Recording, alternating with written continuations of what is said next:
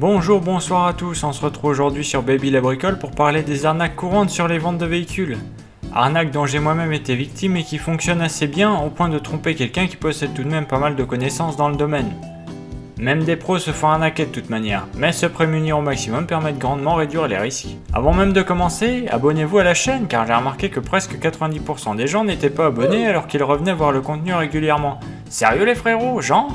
Bref, lâchez le pouce vers le haut également si vous êtes saucé pour ce nouvel épisode sur les bagnoles, et on est parti.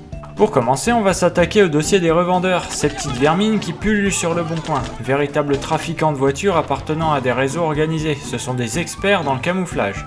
Pas content de ce que je dis? Pas de soucis, je m'en bats les steaks de toute façon. Ces 10 réseaux sont en général constitués de qui plutôt qu'avoir un boulot normal arnaquent les gens en vendant des bouses. Ils connaissent bien les lois françaises et ont des amis planqués un peu partout.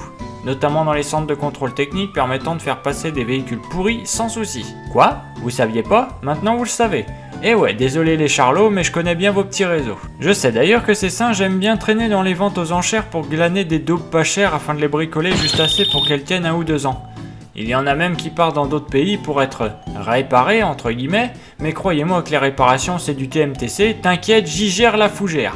Un peu comme le j'ai traité la rouille sur mon Sprinter, c'est du pipeau.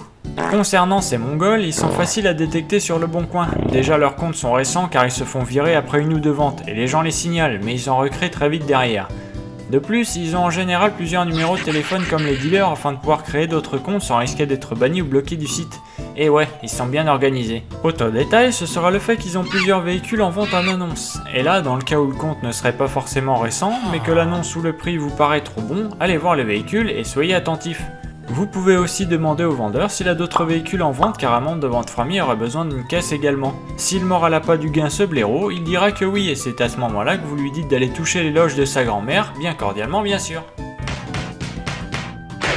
Pour ce qui est de la visite du véhicule en elle-même, le « j'ai fait les réparations moi-même », ouais, non, désolé Nigo, mais à l'heure actuelle c'est non, vous ne pouvez faire confiance à personne.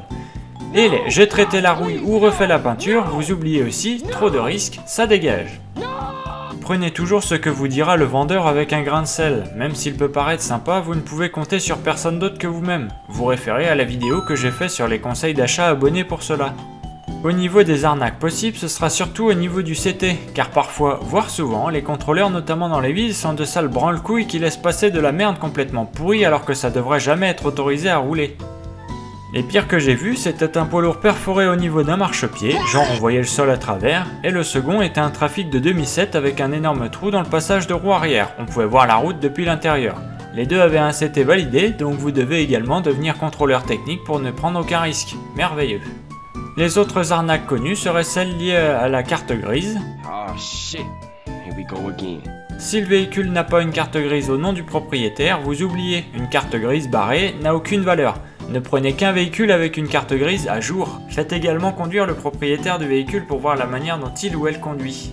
Vérifiez l'historique du véhicule pour voir son nombre de propriétaires précédents. Si la personne refuse de le donner, c'est assez louche. Ou alors un vieux boomer qui pense qu'on va lui voler sa voiture en hackant sa plaque d'immatriculation.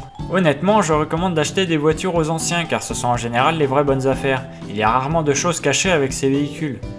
Les deux Xantia appartenaient à des anciens, j'avais également une XM, appartenait aussi à un ancien, employé Citroën retraité, et ma Clio appartenait à une nana qui faisait du Vitré-Paris à 160 sur l'autoroute. Les seuls véhicules sur lesquels j'ai eu des soucis provenaient de personnes qui n'étaient pas des anciens.